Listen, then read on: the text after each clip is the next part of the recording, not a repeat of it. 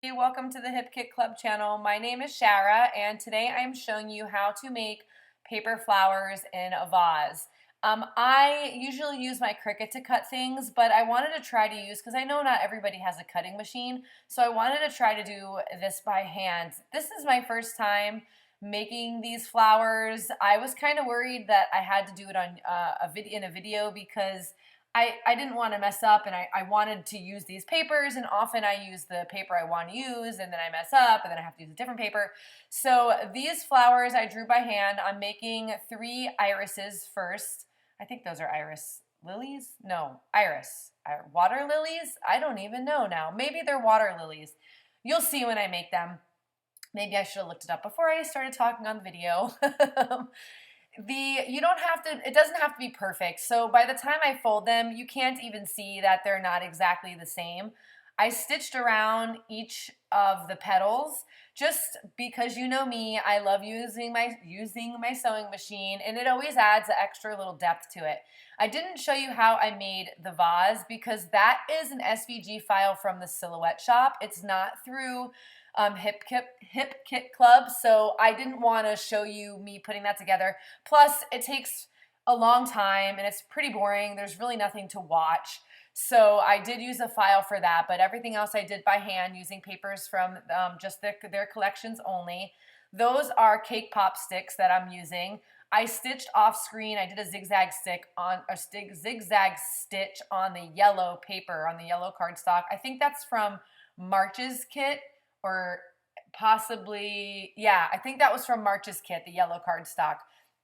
But all the other papers from May or April, sorry, excuse me, I'm waiting for my make it. I can't wait.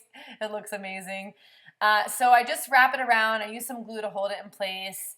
Those sticks, those are like small baby skewers. The other ones, I should have cut them down prior or before I glued all these flowers together.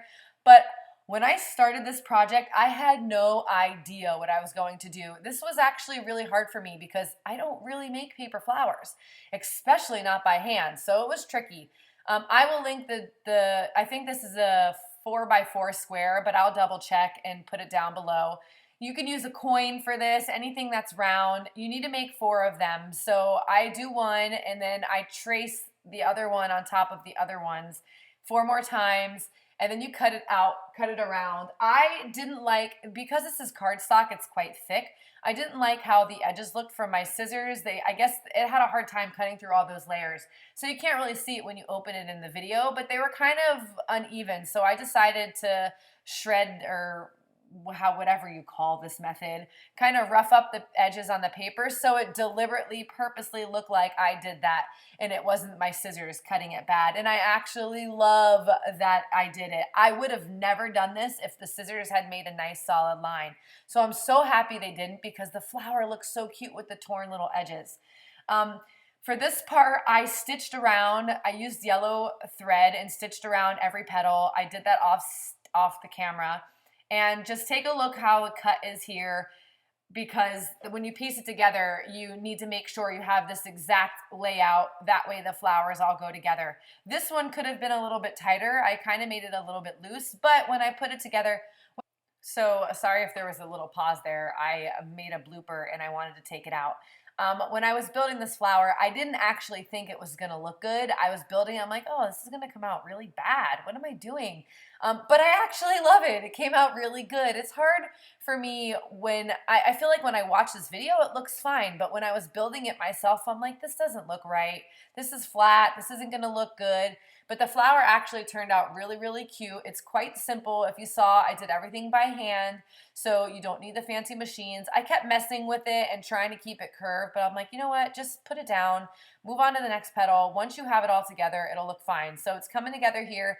I cut the tips a little bit more than I do show you, but I cut the tips a little bit more than just leaving it alone, because it wasn't sticking far enough down in the hole, and the middle one is popping out really, really far, and I didn't want it to be so popped out in the front. So I cut, you'll see the middle piece, I cut a little piece off at the bottom. But when you build this, just take your time, don't rush, don't think it's not coming together. It comes together, see right here. It comes together really cute, and the flower was just really pretty. And like I said, I had no idea where I was going with this. This project I was actually a little overwhelmed for because I don't, like I said, I don't do the flowers, and I really didn't know where to start. So don't get discouraged when you really don't have a plan. I had no plan other than I wanted to use this paper, and I had made the vase. I had the vase made, so I never know if it's a vase or a vase. So I'm just going to say both words. Once I put that together, I was like, okay, great, I got the vase. Now what?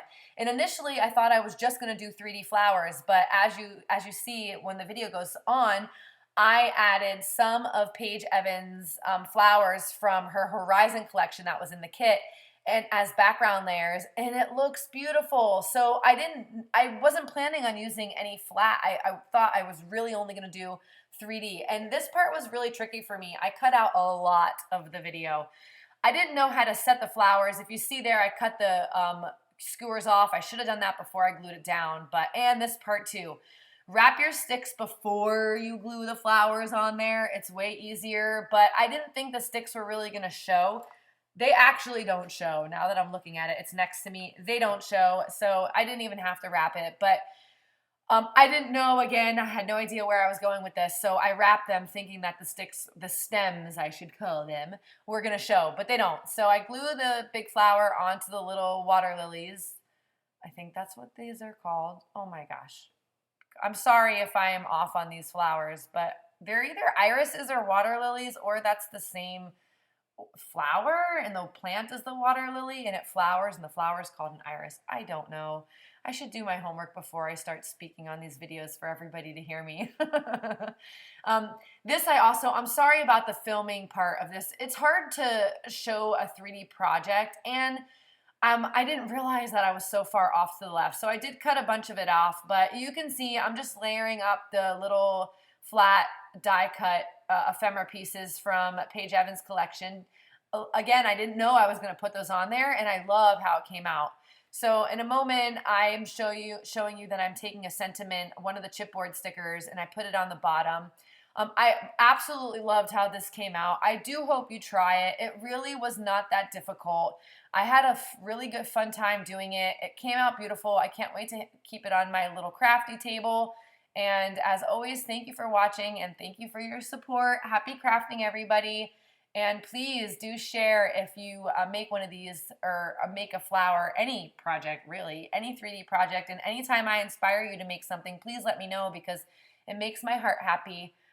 Thank you very much, everybody. Have a good day.